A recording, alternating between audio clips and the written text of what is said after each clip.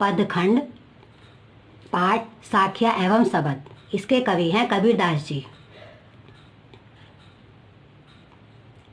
इसमें मैं आपको पहले पढ़ाऊंगी कवि का परिचय। भक्तिकालीन निर्गुण संत परंपरा के प्रतिनिधि कवि कबीरदास जी के जन्म और मृत्यु के बारे में अनेक किंवदंतियाँ प्रचलित हैं। इनका जन्म सन 1998 में काशी में हुआ था। कहा जाता है कि इन्हें एक विधवा ब्राह्मणी ने लोक लाज के कारण लहर तारा नामक तालाब के किनारे छोड़ दिया था। नीरू और नीमा नामक दंपति ने इनका पालन पोषण किया था। इन्होंने विधिवत शिक्षा नहीं पाई थी, यानी वे कभी स्कूल वगैरह नहीं गए थे, परंतु सत्संग, पर्यटन तथा अनुभव से जो ज्ञान प्राप्त किया वही इनके साहित्य का स्रोत बना। कबीरदास जी ने निराकार ईश्वर के प्रति अपनी भक्ति प्रकट की। इनके अनुसार प्रेम और ज्ञान से ही ईश्वर की प्राप्ति होती है। इन्होंने गुरु को ईश्वर से भी श्रेष्ठ माना है। इन्होंने मूर्ति पूजा, बाह्य आडंबर, तिलक, माला आदि पाखंडों का विरोध किया है। इनकी भाषा में राजस्थानी, पंजाबी, अरबी, फारसी, गुजराती आदि शब्दों का मिला जुला प्रयोग है। इनकी भाषा को शुद्ध खड़ी भी कहा जाता है। इनकी प्रमुख रचनाएं कबीर ग्रंथावली में संकलित हैं। बीजक, रैमनी और शबद नाम के इनके 3 काव्य संग्रह हैं। गुरु ग्रंथ साहब में भी इनकी रचनाएं संकलित हैं। दोहों का अर्थ। लाइट नहीं आ रही ना। मान सरोवर सुभर जल, हंसा केली कराही, मुक्ता फल मुक्ता चुगे, अब उड़ी अनंत न जाही। मान सरोवर यानी मन रूपी सरोवर, सुभर पवित्र, हंसा आत्मा, केली क्रीड़ा करना खेलना, मुक्ता फल मोती रूपी फल, अनंत यानी अन्यत्र। प्रस्तुत पंक्तियों में कवि कहता है कि जब ज्ञान रूपी जीव आत्मा मन रूपी सरोवर में विहार करती है और वहाँ वह मुक्ति रूपी, मुक्ता यानी मुक्ति रूपी फल अर्थात मोतियों को चुगता है, तब उसे और कहीं जाने की आवश्यकता नहीं पड़ती, अर्थात उसे कहीं वहाँ भटकने की आवश्यकता नहीं पड़ती है। कहने का मतलब ये है कि जीव को जब ईश्वर की प्राप्ति हो जाती है तब मनुष्य को इधर उधर भटकना नहीं पड़ता है। वह सांसारिक मोह माया के बंधनों से मुक्त होकर सदैव आनंद में मग्न रहता है। अगला है प्रेमी ढूंढत मैं फिरो, प्रेमी मिले न कोई, प्रेमी को प्रेमी मिले सब विष अमृत होई। फिरो यानी घूमना, प्रेमी प्रेम करने वाला भक्त, विष यानी कह सकते हैं हम जहर, पॉइजन। इसमें कवि कहता है कि मैं अपने मन के अंधकार को मिटाने के लिए ईश्वर की खोज में इधर उधर घूमता रहता हूँ, भटकता रहता हूँ, क्योंकि जीवन में सच्चा प्रेमी अर्थात परमात्मा मिल जाने पर जीवन सफल हो जाता है। ईश्वर के मिलने से जब हमें सच्चा प्रेमी मिल जाता है, अर्थात जब आत्मा का परमात्मा से मिलन हो जाता है, तब सारी परिस्थितियां अनुकूल हो जाती हैं, मन का सारा मैल धुल जाता है, अर्थात ज्ञान प्राप्त करने पर सभी मनोविकार दूर हो जाते हैं। जो हमारे मन में बुरे विचार होते हैं वो सभी दूर हो जाते हैं। भक्त की भक्ति में लीन होकर उसके साथ एकाकार हो जाता है, अर्थात जब ईश्वर और आत्मा मिलती है, आत्मा का परमात्मा से मिलन हो जाता है, तो सभी मनुष्य की जो दुर्व्यवहार होता है या जो उसके मन में गलत विचार होते हैं वो सभी अमृत के समान बन जाते हैं।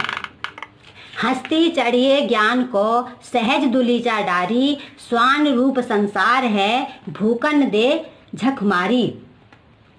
हस्ती यानी हाथी, सहज स्वाभाविक, दुलीचा जिसे बोलते हैं कालीन, स्वान कुत्ता, झकमारी यानी वक्त बर्बाद करना। प्रस्तुत साखियों में कवि कहता है कि ज्ञान के महत्व को इसमें दर्शाया गया है।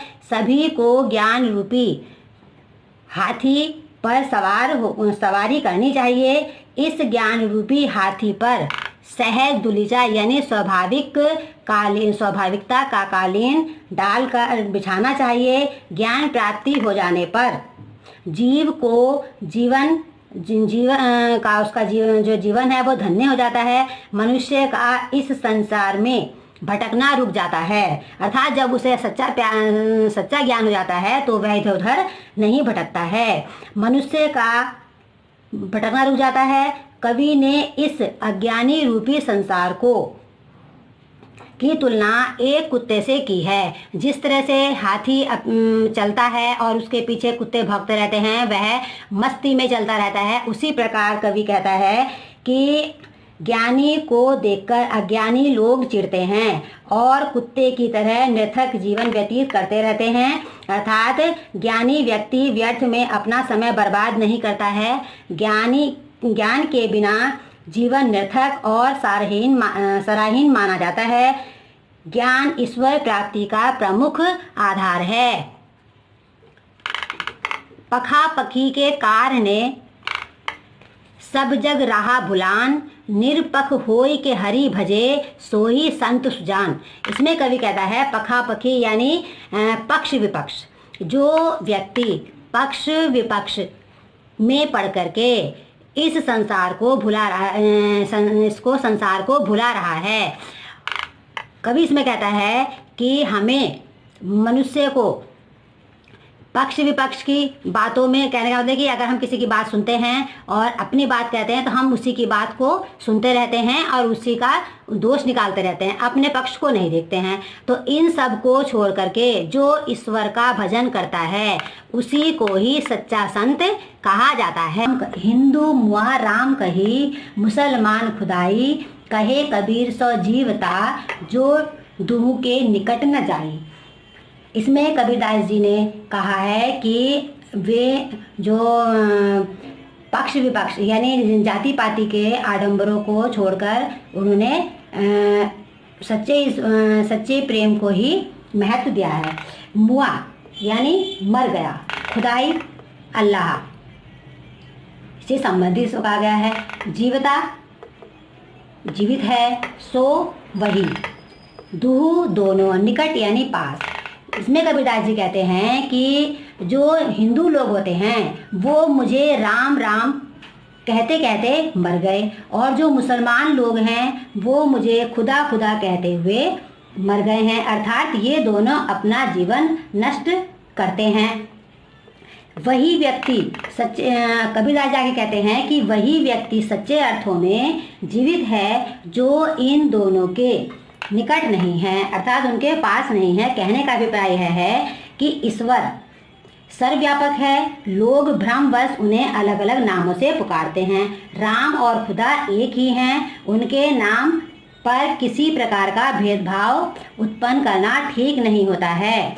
आज अच्छा जीवन वही व्यक्ति जी सकता है जो किसी संप्रदाय विशेष के बहकावे में नहीं आए और अपने कर्तव्य पथ पर निरंतर आगे बढ़ता रहे। इन सब झंझटों से दूर रहने वाला व्यक्ति ही अच्छी तरह से जीवन जी सकता है। काबा फिरी काशी भया, राम ही भया रहीम, मोट चून मैदा भया, बैठी कबीरा जिम। काबा मुसलमानों का एक स्थान, पवित्र स्थान होता है। काशी जो हिंदुओं का एक पवित्र स्थान है। काशी भया यानी हो गया। मोट मोटा, चून आटा, मैदा होता है जो आटे का बहुत महीन भाग होता है, उसे बोलते हैं मैदा। जिम जीमना यानी खाना खाना, भोजन। इस साखी में कबीरदास जी कहते हैं कि काबा, जो मुसलमान लोग होते हैं वो काबा मंदिर मस्जिद में घूमते रहते हैं, और जो हिंदू लोग होते हैं वो काशी में घूमते रहते हैं। राम राम ही भया रहीम, और राम और रहीम दोनों को उनकी सत्ता रहती है, उनको ढूंढते रहते हैं। इनको अलग अलग मानना बेकार है, क्योंकि दोनों एक ही हैं। संत कबीर काबा और काशी में कोई अंतर नहीं मानते हैं। वे ना ही तो ये मानते हैं कि मंदिर है, ना ही मस्जिद है। वो दोनों को समान रूप से मानते हैं। दोनों का स्थान उनके लिए एक समान ही होता है। जो घट घट का वासी ये कहते हैं कि ईश्वर जो है मनुष्य के हृदय में रहता है, कण कण में रहता है। वे कहते हैं कि जो मुस्लिम लोग होते हैं वो मस्जिद को पूजते हैं, और जो राम लोग होते हैं वो रहीम को पूजते रहते हैं।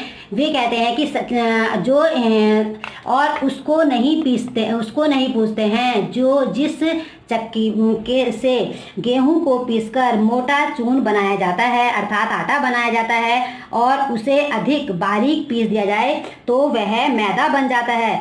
आखिर वह है तो आटा ही। ठीक उसी प्रकार परमात्मा को चाहे राम के नाम से पुकारें या रहीम के नाम से पुकारें या अल्लाह के नाम से पुकारें, इन दोनों में कोई फर्क नहीं होता है, दोनों एक ही होते हैं। ऊंचे कुल का जन्मिया जे करनी उच न होई, सुभरन कलश सुरा भया साधु निंदा सोई।